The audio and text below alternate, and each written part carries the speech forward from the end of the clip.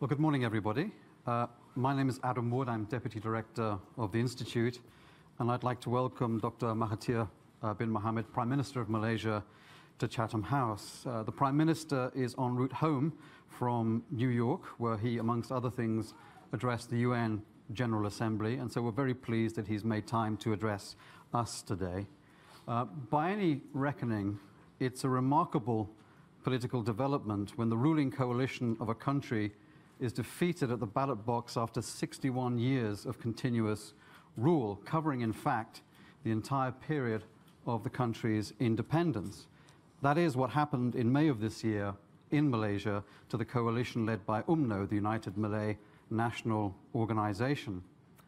But it's even more remarkable when we consider that the charge against the ruling coalition was led by someone in Dr. Mahathir, who served 5 terms as its Prime Minister from 1981 to 2003, who felt it necessary to turn against his former proteges amid allegations of widespread corruption, who has achieved this extraordinary political comeback at the age of 93, if I may say so, and who has indicated that he, in turn and in time, will hand over the reins of office to Anwar Ibrahim, a former fierce political rival. Prime Minister Mahathir's first period in office was marked at home by strong economic development, but also by what your opponents charged was a very tight political grip. Abroad, it's fair to say that you were often a critic of the West.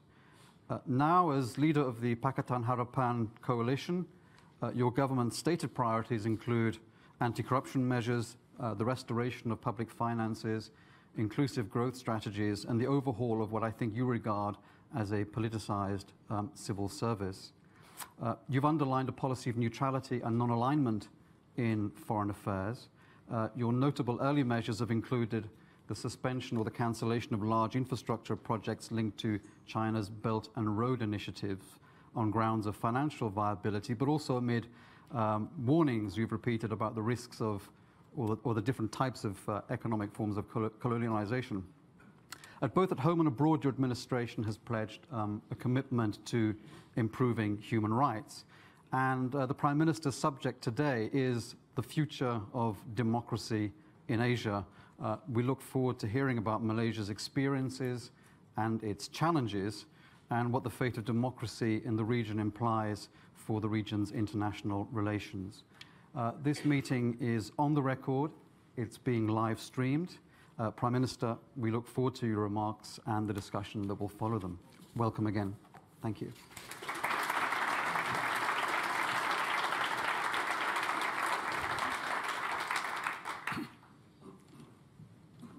Well, thank you very much for this opportunity to speak to the audience here. Malaysia has gone through a very curious transition. I was leader for 22 years of the government party which ruled Malaysia for 61 years. Now I am leading the opposition, and the opposition has now become the government. So I'm not changing my sports. I suppose I still have the same old ideas about authoritarian rule, of which I'm accused of being a dictator during my time. But I beg to differ. I was not a dictator.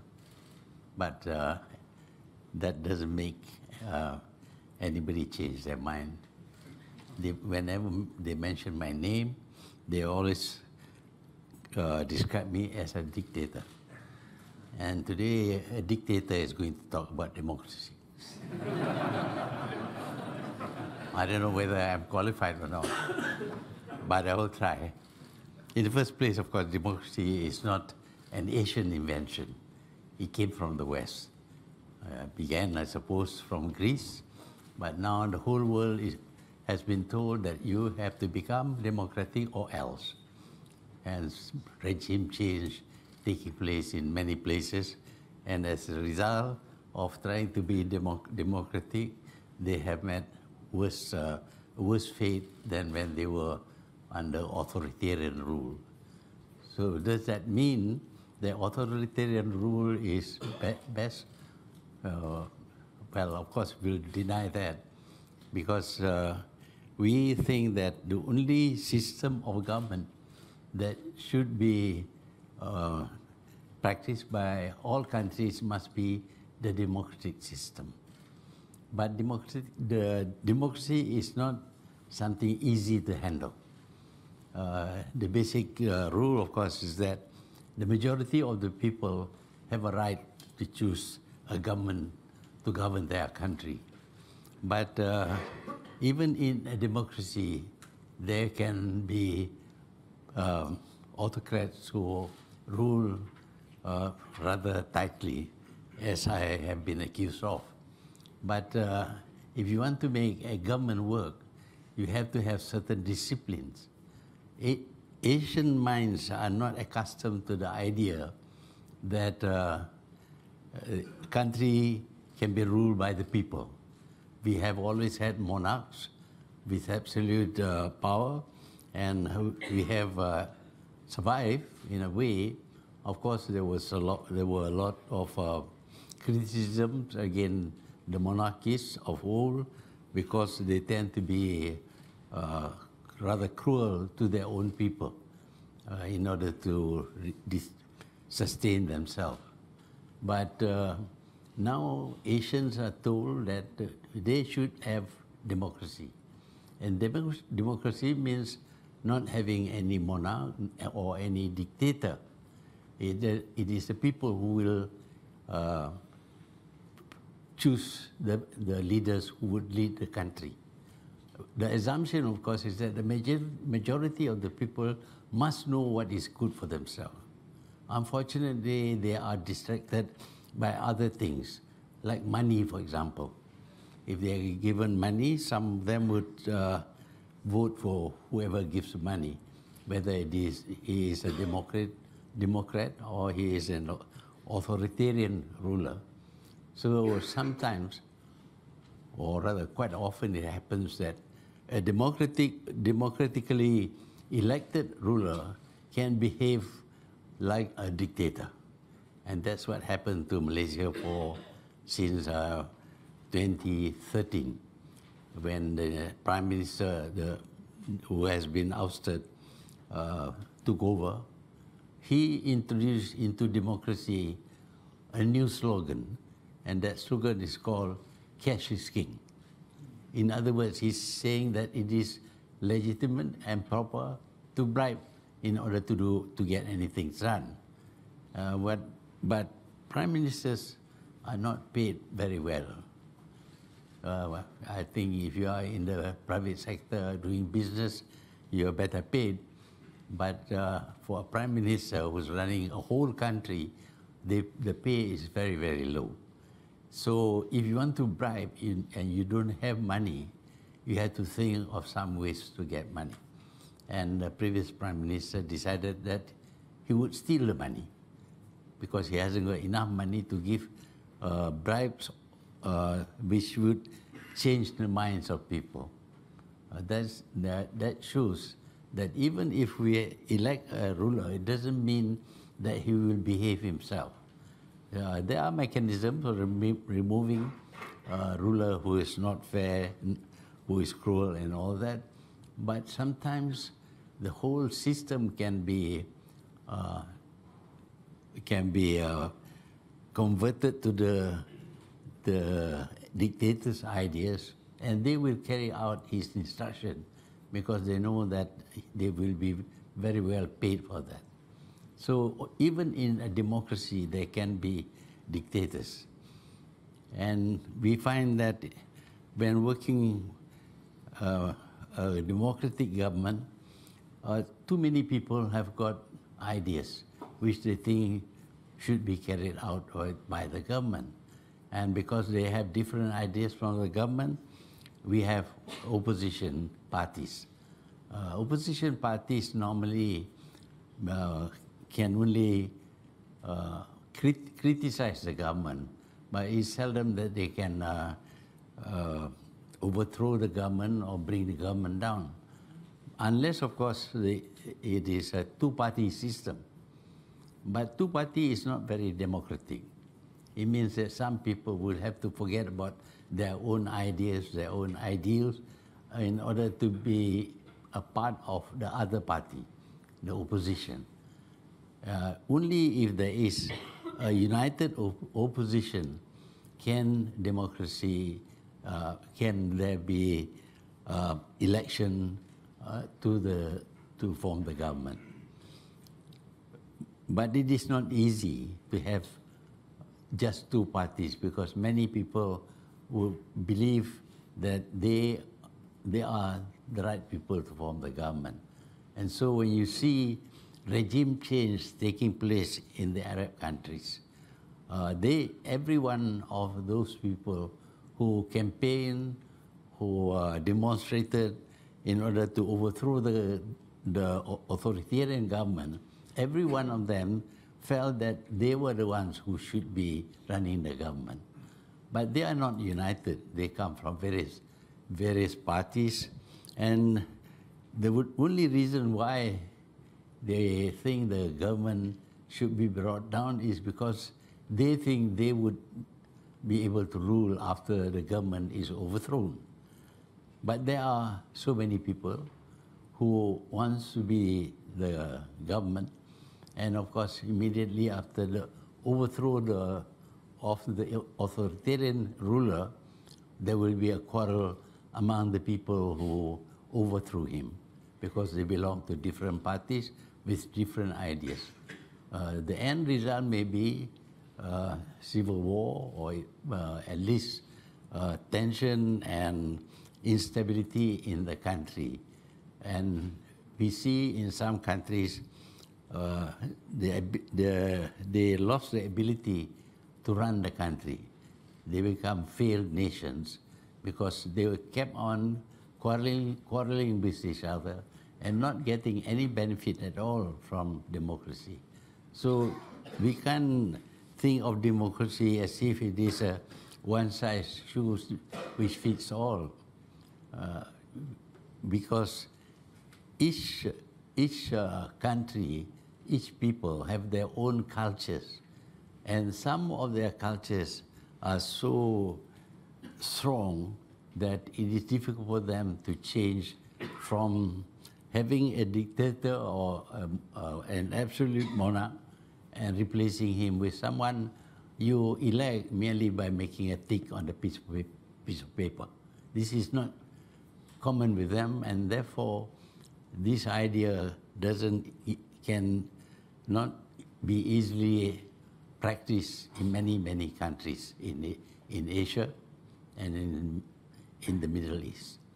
So we need to accept that democracy is not a perfect system. It has its faults, but to make it work, the mindset and the value system of the people must be capable of accepting rule by a person who's elected every 5 years. Sometimes, of course, it doesn't last 5 years, or sometimes he may go on to rule the country for 5 terms, but all these things are still quite democratic.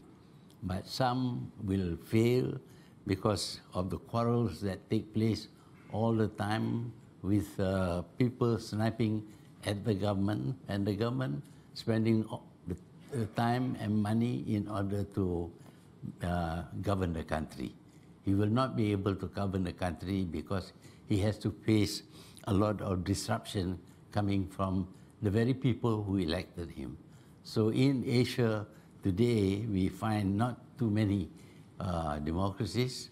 India is supposed to be the biggest democracy, and but the others are quite totalitarian, such as the countries of Central Asia. In the East, of course, although leaders may be elected, their ability to rule is not so good because of the constant sniping at the ruler, whoever he may be. So the future of democracy in Asia, I think, will be something that will not be achieved overnight, as happens with some of the Middle Eastern countries. They change overnight, and today we see more problems than it was before they had democracy. You see civil war, you see a lot of fighting, and you see a lot of disruptions of the environment, and they are unable to rule well or to get others to come and invest in their country. So I hope that people will understand that it takes time for people to become democratic. The value system must be suitable for democracy before democracy itself can be used as a method of ruling a country. Thank you very much.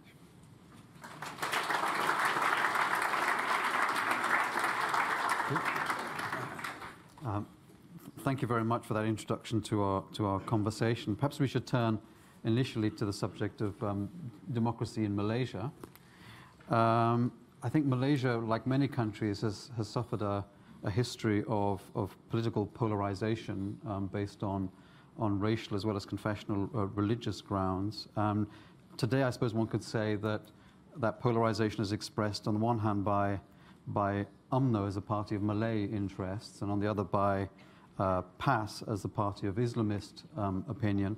How do you see the fate of those two political parties, and how well do you think you're likely to make progress in terms of dulling some of the polarization of recent years? Well, UMNO is democratic, although many people laugh at that claim. The thing about democracy is that you have to also take into consideration the situation in your country. In Malaysia, we have 3 different races and 29 tribes living together. Obviously, there would be conflicts between them because of race. But when the race is not only divided by race, it's also divided by wealth and the share of the wealth of the country, the tendency towards conflict becomes much greater. In Malaysia, what really happens is that we accept people from China to settle in Malaysia and become citizens. So can the Indians become citizens in Malaysia? The people who migrate normally are very dynamic people. They are seeking a better place, and they're willing to undergo difficulties in the new place they have settled in. And what follows is that the indigenous people who could not cope with modern systems of economy fail. They do not do as well as those from other countries who perform very well, and therefore there is a lot of very wide disparity between the rich and the poor, and amplified, of course, by the race. That the rich mostly are Chinese, whereas the poor are mostly indigenous people. Now, if you allow the normal system to work based on merit, perhaps, you will find that the distance between the two races will be far greater, and there will be envy and antagonism on the part of the poorer people, and that will destabilize the country. Even in a single ethnic country, the difference between rich and poor, if it is too wide, it will cause a lot of conflicts, tension. But here, not only is there the disparity is wide between rich and poor, but the rich belongs to one race and the poor belongs to another race. It is important to reduce the imbalance in order to achieve a stable, peaceful society. So that is why we are always in Malaysia accused of of discriminating against the Chinese. But the Chinese are the richest people in our country. That is a matter of fact. But if you don't correct that, you don't bring up the indigenous people to be at par or slightly less separated from the richer people, then you are inviting instability into the country. So in our attempt to correct this imbalance, we have been accused of discriminating against the Chinese.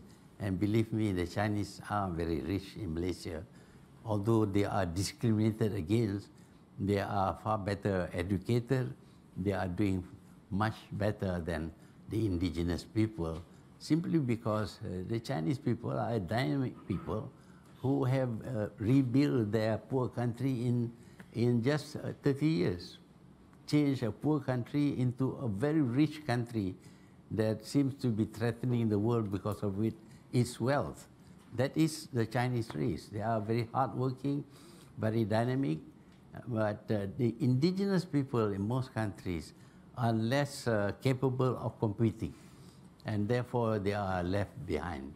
So what we did was to have affirmative action in which we help the poor community to try and catch up with the richer people, not absolutely, but maybe reduce the disparity between them to a tolerable extent. Thank you. Let me turn to the question of human rights, because in your address to the UN General Assembly, you indicated that it's the intention of the government to ratify all UN instruments on human rights. But in your speech, you also warned that this is going to take patience in view of the multiracial, multi-religious character and the need for debate on these issues, which that gives rise to. And meanwhile, at home, I think some of your critics have been disappointed that some of the restrictive legislation of the prior administration on questions like sedition and so forth has not been lifted as quickly as they would like. What can you tell us about progress on those two fronts? Well, human rights is based on the culture, the value system of Western people. We don't have, I mentioned just now that we were originally absolute monarchies in which the people regard that as normal. But now they are asked to change, but not only change to have more freedom, but also we have to determine some limit to freedom. Nothing is absolute. If you have freedom and you want to do certain things that the community do not accept, then of course it creates a big problem for that community. So people should be sensitive to the value system of the community. You should not accept. What is a value system in the European countries is not the same value system in Malaysia, for example. We are a Muslim country. 60% of the population is Muslim, and they have their own values, which we cannot just brush aside simply because the rest of the world regards certain things which in the past they had condemned, but now they think it is part of human rights. So our ratification or our acceding to the ideas about human rights coming out of the European community will not be the same. There will be certain restriction, and we should be given that right to have our own value system and to stabilize our country. Thank you. When we were talking before, we were discussing the fact that you never really expected to win the election.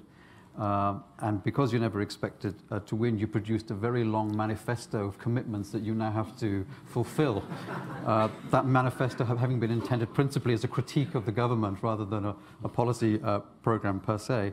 Not many members of your coalition have government experience. You're trying to overhaul a politicized civil service, as you see, involving thousands of appointments across the country. Are you finding that because of those factors, the process of government is being much more concentrated in your own hands in a very centralized way, or are you finding colleagues that you can begin to devolve some responsibilities to? And is there a question of bottlenecks, I guess I'm saying, in terms of the implementation of your program? Well, in the first place, with regard to the manifesto, we drew up the manifesto thinking we would not be the government, and therefore we want the government to be a good government, meaning to say they have to do certain things which are difficult for them to do. And now we became the government, and we have to, well, follow our own manifesto, which was meant actually for the other party.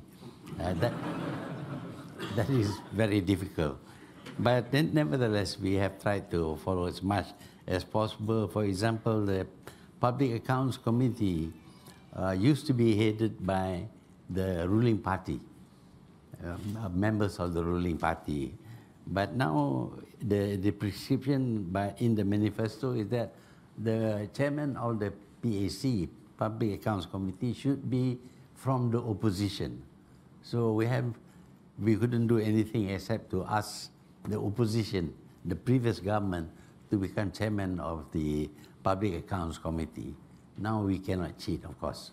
But previously there was a lot of cheating because it was the ruling party which headed the PAC.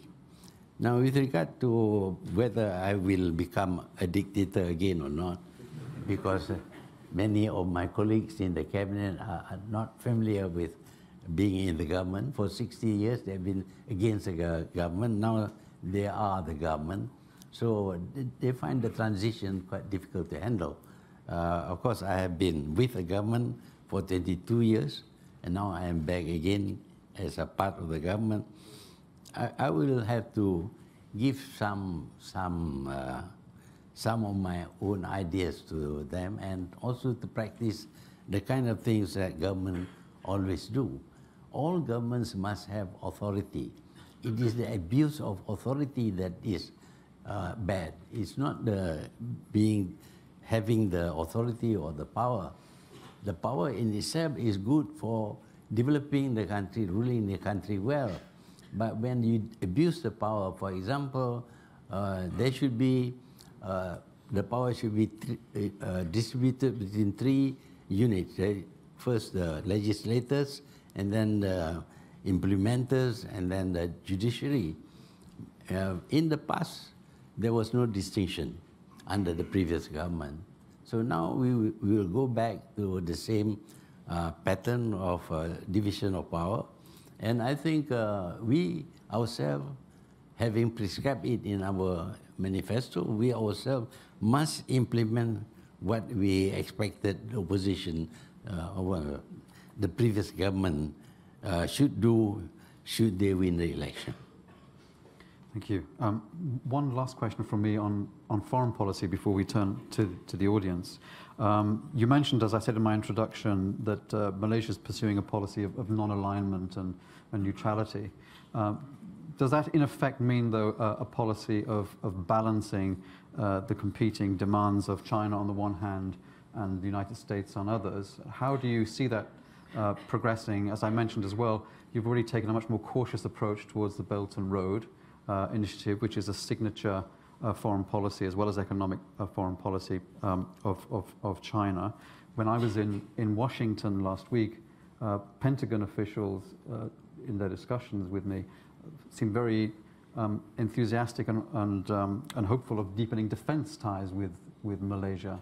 So how are you managing this hedging between the two? Well, we don't want to be involved in other people's quarrels. We want to be friends with everyone, and that was the way the previous government, which I led, conducted its foreign policy. We don't want to be involved in wars, in siding with this group or that group, because all those things create problems for us. We have to always respect the wishes of the group we belong to. But since we belong to no group, we are not for the East or the West, the North or the South, then we are free to be friends with everybody. We believe that foreign policies should be conducted not through threats or war or sending the fleet to the country that we are having relations with. We should settle all conflicts between nations through negotiation, arbitration, or through a court of law, but not through war. So we are not aligned with any country any grouping in the world. We are neutral, and we want to be friends with all people, and we would not be enemies of anyone. Thank you. Right, we'll now open it up to questions from the floor. If you would like to ask a question, indicate that in the usual way. When a microphone reaches you, and do wait for it to reach you, please then identify yourself by name and your affiliation as well. First person to catch my eye was a gentleman here in the front. Hi, Dominic Dudley, a member of Chatham House and a freelance journalist. I wanted to ask you about the 1MDB scandal. To what extent is that complicating or even damaging relations with some of the Gulf countries like Saudi Arabia and the UAE? And as the investigation continues, are you going to be prepared to go after individuals in those countries who might be accused of corruption or other crimes? Thank you. Well, if they break our law and they do it in our country where we can reach them, of course we will apply the law to them. But sometimes these people run away to countries which are friendly to us, but somehow or other allow these people to be protected by them. The best thing is try and negotiate. We cannot go to war with those countries. They are very big countries. So we can tolerate quite a lot of pressures from other countries, including from our friends in the Middle East, or in the East, or in the West. Thank you. And a lady here in the third row. Hi, it's Karen Stryker from Reuters. I actually wanted to ask a follow-up question to that. Within Europe, you are already cooperating with Switzerland and Luxembourg, I understand. Are there any other European authorities that you are in talks with regarding the 1MDB? Sorry. And the other question was, do you have an indication of how much money you expect to recuperate in total from these operations? Thank you. Well, there may be other countries, but we are following the money trail, the paperwork that must be done when money moves. Well, our priority is to go for the cases where some evidence have already been gathered. For example, the American Department of Justice had investigated this money that was used to purchase property and produce a film in America. They have discovered that that money that was used for this purpose, buying mansions and all that, came from 1MDB, from Malaysia. So they acted because this money laundering was done in America under their law. But at the same time, of course, they cannot stop from saying that the money is not theirs. It belongs to Malaysia. And it is misused, abused by Malaysians. But it involves the American currency, it involves American bank, and it involves American law. So they will take action on it, but when our turn comes, we will take action because the money that was being laundered was our money. We have a right to that. Of course, we have to negotiate with the Americans. But with other countries, at the moment, we have some cooperation coming from Switzerland, from Luxembourg, and as a matter of priority, we have to deal one by one. At the moment, it is about what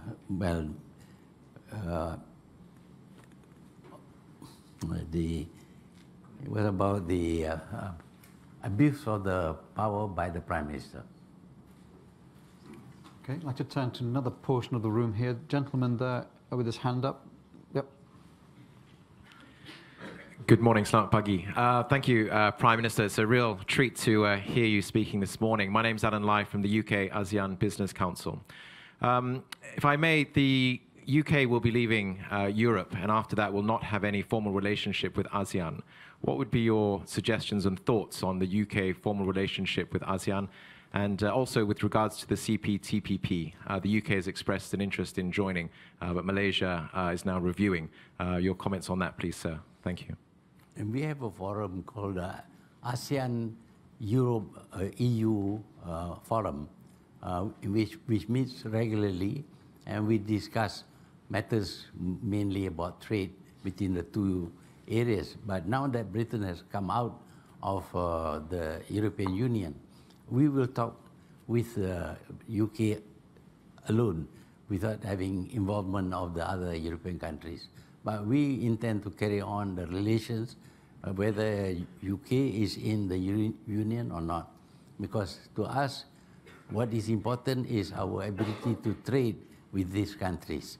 And our trade with Britain is one of the biggest in Malaysia, for every year in Malaysia. Yes, right on the edge there, in blue shirt.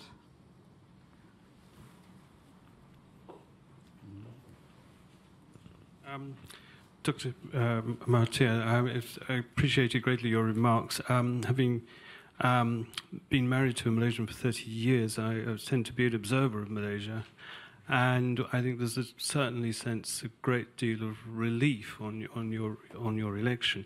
One of the concerns a lot of people have is that the self-dealing of the previous elite has gone down through the structures to the parastatal level, and you mentioned accountability.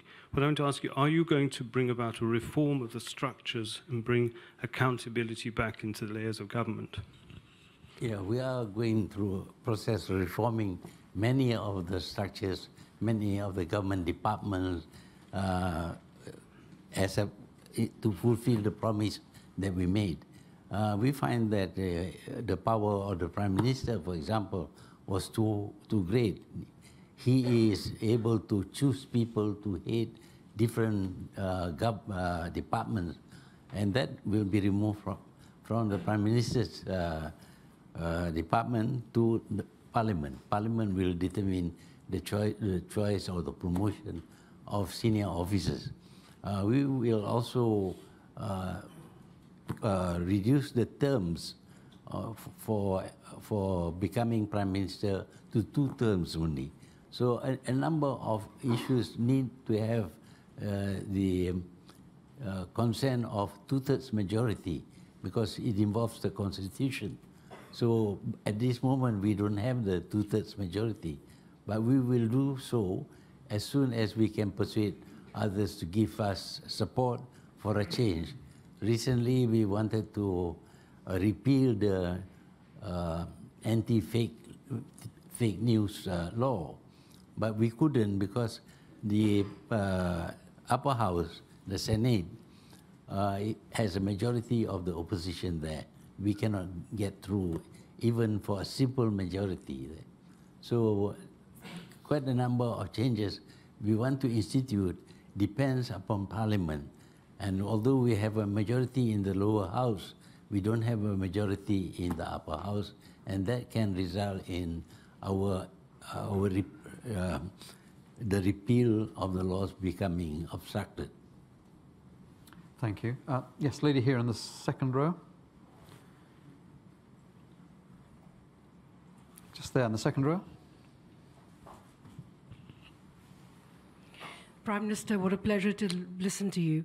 I'm Aisha Siddiqa from SOAS. So the question, you were talking about values and social values in Malaysia and how you have to be conscious and careful of those. But values are also in a flux, they change. In a lot of countries, Muslim countries, the Saudi influence in the last couple of decades have really changed values. So where do you put a dot? Where do you put that line and say, these are values that we'll be careful of, and here are values which are outside, and sacrifice human rights on that? Well, we will have to consult the experts in the religion. As you know, interpretations of the religion happens all the time. One country may accept certain practice, another country will not be bothered about that practice. For example, some countries have their face covered. Not in Malaysia, we don't do that. Although some people try to do that, but it's not a popular move. And it's not actually against the religion to leave your face, to let your face be uncovered. In fact, the Quran says that you should keep your face uncovered and your hands. But some countries interpret differently, and so they make it compulsory for women to cover their face. We don't have to follow that. We follow the teachings and the beliefs of our own country. And some of these beliefs, of course, may fall short of ideas coming out of the West. For example, you have nowadays the institution of marriage and family is no longer sanctified. There are lots of people just don't even know who the father is. But of course nowadays with DNA you might be able to find out. But normally such kind of relationship is not tolerated in Malaysia. Thank you. The gentleman right up against the wall there in the yellow jacket. Yeah, thank you very much, Prime Minister. Ewan Grant, Institute of Statecraft. My question is, how do you see Malaysia's future defense planning in the light of a changing geostrategic situation, and indeed for a maritime nation with states on the peninsula and in Borneo, particularly in the maritime field? Where do you see the changing technologies, and are you going to invite Australia back full-time to Butterworth? Thank you. No, we don't really believe in military alliances. We want to be independent and to have our own foreign policy. Tying yourself to a group of countries militarily would mean that we get involved in their politics, in their relation with other countries. That we cannot do. We have the five-power defense agreement in which 5 countries decide to work together. But that does not mean that we are committed to follow the policy of the 5 countries. We can have our own policy. And certainly, I would not like to have a foreign country having a base in Malaysia. We want to be free of involvement in the politics of other countries. Thank you. Yes, lady here in the second row. Just keep your hand up so the microphone guy can, yeah, there we go. Prime Minister, good morning. I would like to ask a question about arbitration. You have mentioned at least 3 times in response to your questions that you would like to see the disputes to be resolved through arbitration, mediation, rather than going to the war. So what developments is Malaysia intending to take in comparison with Singapore in order to develop arbitration? By the way, I forgot to introduce myself. I'm Pavani Reddy. I'm a solicitor from Zaivala and Company Solicitors. Are there particular issues with Singapore that you want to draw attention arbitration, to? What developments is Malaysia intending to bring forward in order to promote international arbitration, to have the disputes determined through arbitration in Malaysia for international companies? Well, we have certain claims over various issues involving Singapore. We have been trying to negotiate with them, not so very successfully, but we don't intend to go to war with them. You see, they are more powerful than us. They may be small, but they are powerful. I don't see war as a means of settling conflicts. So we will continue negotiating, although there may be no result. Rather sit down and talk rather than go to war and kill people. Thank you. Yes, gentleman there in the third row with your hand up. Okay, Spencer Shia, currently a member of Chatham House and, of course, a student at University College London. So, Prime Minister, you talked about changing values to adapt to democracy. But to what extent should Asian democracies adapt democracy to pre-existing values? Pardon? How should Asian democracies adapt to pre-existing values on which their societies may be based? Well, there are some values belonging to other groups of people which are harmless, perhaps, and also good for the people in Malaysia. So we will copy that. We will try and follow that as much as possible. For example, when I was Prime Minister before, we had a policy called Look East, looking east. Why do we look east?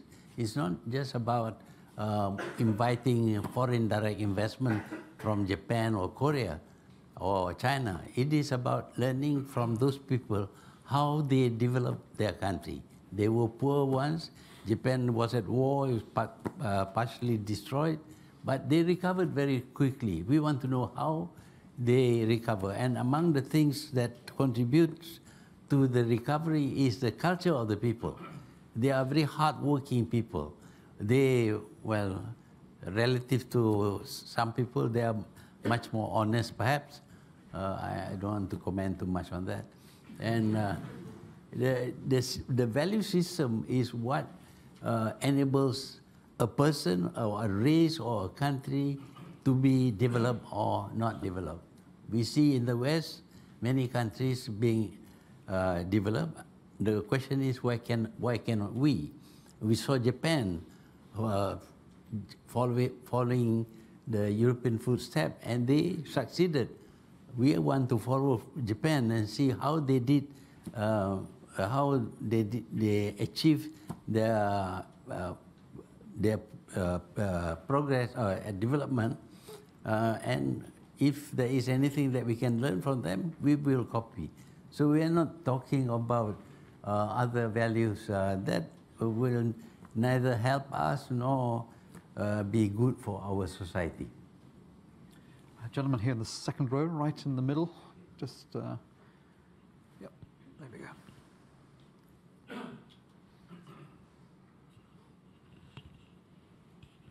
Good morning, Prime Minister. It's a pleasure to be here. And I was very interested in what you had to say about the use of threats and war. So could you just introduce yourself? Oh, I'm sorry. Hamley Case, Guyana's High Commissioner to the United Kingdom and non-resident ambassador to a clutch of European countries. I was very interested in what you had to say about the use of threats and the use of war. Guyana has had a long-standing dispute with Venezuela, a country that's claiming 2/3 of ours, and it's a claim that goes back to 1899. The matter was recently referred, with the instigation of the United Nations, to the International Court of Justice. Venezuela is saying that they do not recognize the ICJ as having any jurisdiction over Venezuelan matters. Now, how do we manage a relationship with a bellicose neighbor who refuses to be involved in court matters? Are you suggesting that there's a parallel close to Malaysia somewhere? Not at all.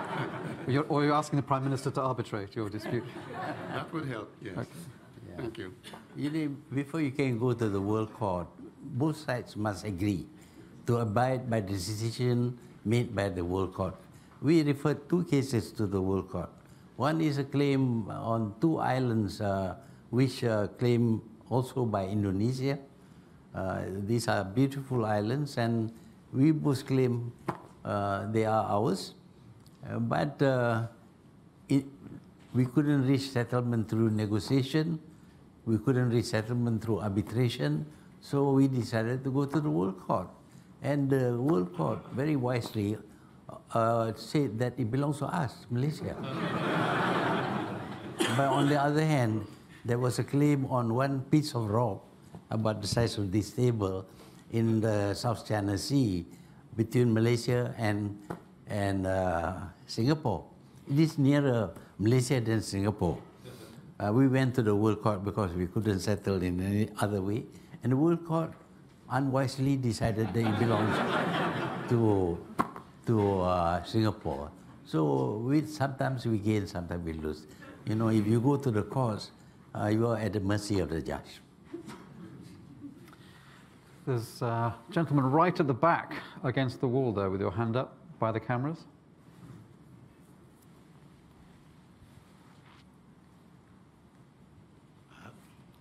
Good morning, Prime Minister. I am Intika Arbitris, a member of Chatham House.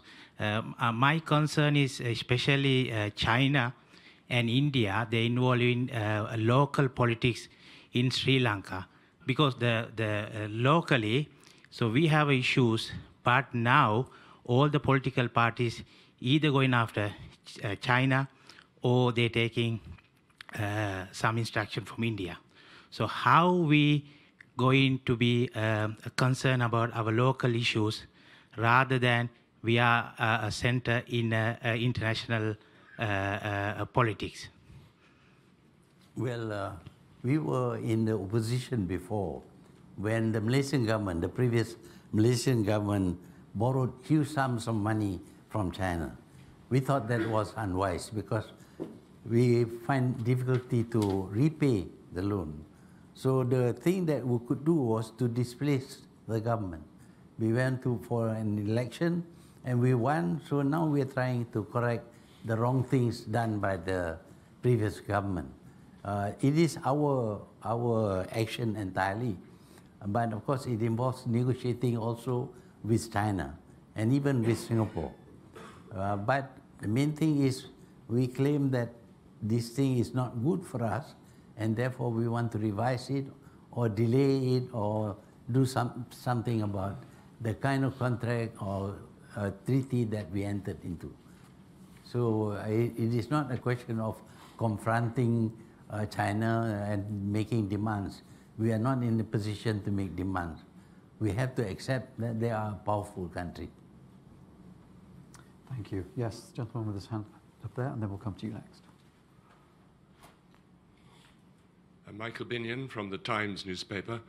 Prime Minister, could you say how you are going to rebuild your relationship with Anwar Ibrahim, particularly after he served in prison under your prime ministership? Yeah, he was imprisoned by the court, not by me.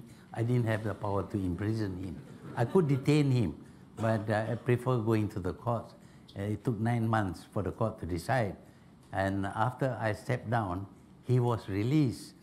And then another government decided to take him to the court for the same crime, if you want to call it a crime. And he went to jail under another government, not by me. And now I find that if Najib, the previous prime minister, is to be overthrown, the only way is for a coalition of the opposition parties. Within that coalition, we cannot have fights or differences. We thought that overthrowing Najib was much more important than past misdeeds or wrong deeds by anybody. So at the moment, I am working well with Anwar. He's contesting. Today, he's contesting to become a member of parliament. And in 2 years' time, or 3 years' time, or whatever, when I am due to retire, I will give it the premiership to him. There's no problem. I have no problem with Anwar. You haven't fixed a firm timetable as yet? Well, they said I am an interim prime minister. We didn't actually agree on the time, but many thought it must be about 2 years. That would be sufficient. Thank you. This lady there in the second row. Angela Di Maria, Chatham House member. I would like to ask, what role do you see for Islamic finance in your country economy? What's the role of Islamic finance in Malaysia's economy? Well, it is, we set up the Islamic Bank very early on because Muslims are not very happy doing business or borrowing money with interest. So now we have Islamic banking. They can deposit their money with the bank, and they will not be committing the sin of thriving on interest. But the Islamic banking has caught on now. It's not only in Malaysia, but in the rest of the world. We see a lot of Islamic banks, and also some conventional banks, they have an Islamic window. So Muslims today, many Muslims are very, very rich. When you are rich, you have to manage your funds. But if you cannot put the fixed deposit because you don't take interest, then you are helping the bank to make use of your money without any returns. And money kept over time would depreciate in value. So what is possible now is that you borrow under non-interest law, and you can do business in a different way, in which the lender also participates in the business. And this is catching on quite well, even among those people who normally can borrow from the commercial banks. Thank you. We'll take just a couple more questions. We'll overrun slightly given the interest there is in the room. Gentleman there with his hand up in the mustard-coloured jacket there. Yes. One moment. Just wait for the... Yeah, there you go. Prime Minister, I'm Jerry Liston, blessed with a large number of Malaysian in-laws. Your Attorney General recently, in an interview with Malaysia Kini, described you as a reformed character.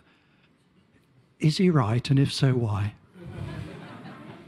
Well, he is both right and wrong. I'm still myself.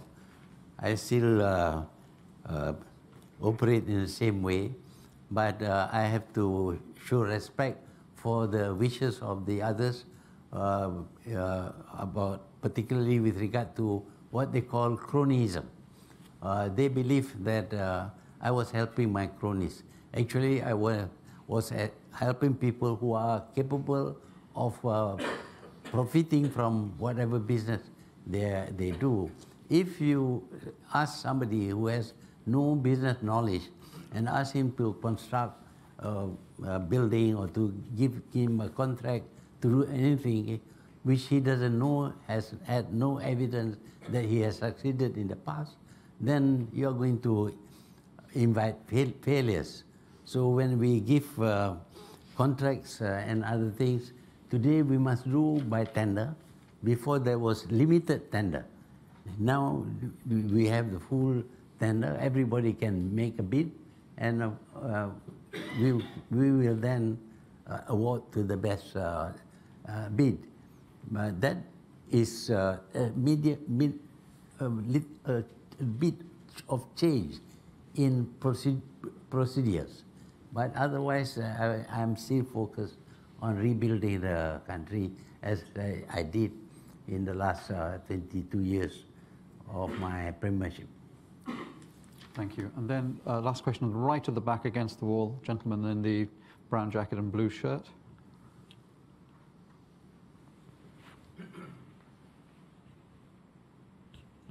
Greetings, Mr. Prime Minister. I'm Seyhan, a student at Queen Mary. I was reading this article that day, and you had a fair share of advice for President Trump. You said he shouldn't be too hard on China. Well, how do you believe he should confront these unfair Chinese trade practices besides placing tariffs on them? Thank you. He should not send the 7th Fleet there, because if you do that, you are going to provoke the Chinese, and they will send their fleet there. There will be tension. Eventually, there might be somebody who forgot something and might shoot at each other. But always try to have a dialogue with them, talk with them. I don't think the Chinese are so bad that you cannot talk with them. Even they are open to negotiation, and you can negotiate instead of increasing the import duties on goods coming from China, which actually hurts the poor Americans. So when you have a conflict like that, there are three things you can do: either negotiate, or arbitrate, or go to a court of law. And when you go to a court of law, you must accept the results, the decision made by the court. But if in the case of some countries, when they lose in a court of law, they take to they confront each other. That is not the way. You go to the courts, you win some, you lose some.